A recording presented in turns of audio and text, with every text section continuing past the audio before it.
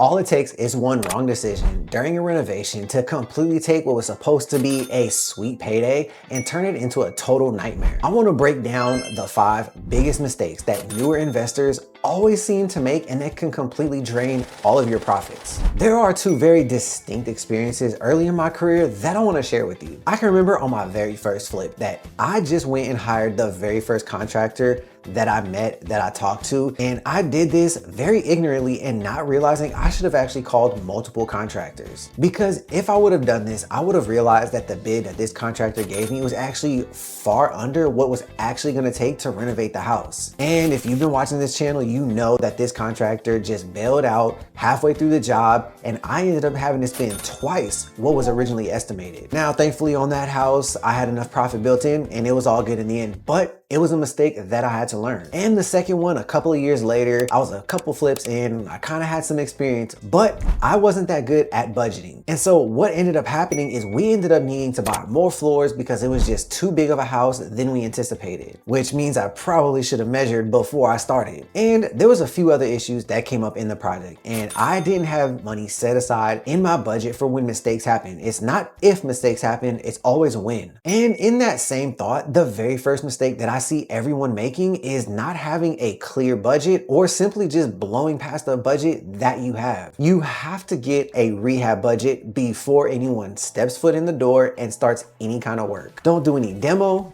don't do any painting before you get estimates. Once you have those estimates, you can create a budget. That way you can stay on plan if the project takes 1 month or 1 year. You need to have a detailed scope of room by room, what you're gonna do and how much everything is gonna cost. The mistake is that people will just start demoing and start tearing down walls and think, I can just do this later, I'll get the budget later. That is exactly when your costs will spiral out of control. Mistake number 2 is gonna be prioritizing pretty things over profitable. If you're getting into a house that is going to be a rental, you don't need to spend tens of thousands of dollars on custom cabinetry with glass and lights. You just simply don't need it. Yes, it is gonna look good, but it will not get you your return on your investment as a rental. You need to focus on things that are gonna add real value to your properties. Things like the kitchen, the primary bedroom and bathroom, flooring, curb appeal. All of this is gonna add tons of value and make someone wanna rent or buy your house. And don't forget some of the major parts of your house, your roof, your HVAC, electrical, plumbing. All of this, if you do it right in the beginning, will save you thousands of dollars later on. Mistake number 3 goes along with what I told you in the beginning, is hiring the wrong contractor or not even hiring one at all. Look, this one hurts me because like I said, I hired a contractor on my very first flip and he quit on me mid-job. And I've also gotten into some projects where I thought, you know what, I can just YouTube this, I can DIY it, and ended up actually spending more money to get it repaired. So yes, I've learned my lesson. Some things I will DIY, but most things I'm just gonna hire a professional, and I'm gonna hire the right one. Something you also wanna do is always get a contract, especially if your job is gonna cost more than a couple of $1,000s. You wanna make sure you get a clear scope of work, and if the project is gonna be long, understand with that contractor when and how often you're gonna pay them. Also, making sure that they have things like their licensing up to date, insurance, and you wanna get some references or check them out on Google to make sure that they are a good, reputable contractor. If they say no or they can't provide insurance or any of that stuff, it's time to run. Mistake number 4 ties in with mistake number 3, and that is a DIY project that you should have just hired out. I've been there where I think that I can buy a couple of tools, watch a couple of videos, and all of a sudden you feel like you're an expert, but when you actually try to apply what you think you know, it's totally different. Yes, doing it yourself can save you money, but most of the time you're gonna lose time and you're still gonna have to hire someone to fix your mistakes. And on some things that are very important like plumbing and electrical, you can actually cause harm potentially to your tenants when they move in. You don't wire something correctly, or if you don't plumb something correctly, that house could flood, could catch fire, and guess who's gonna be on the hook? You. And your insurance company could also deny your claim if they found out that you did it yourself and you're not a professional. Some stuff for DIY is good, it's fun, like demo, maybe even some painting or some simple carpentry work, but anything that requires licensing or permitting,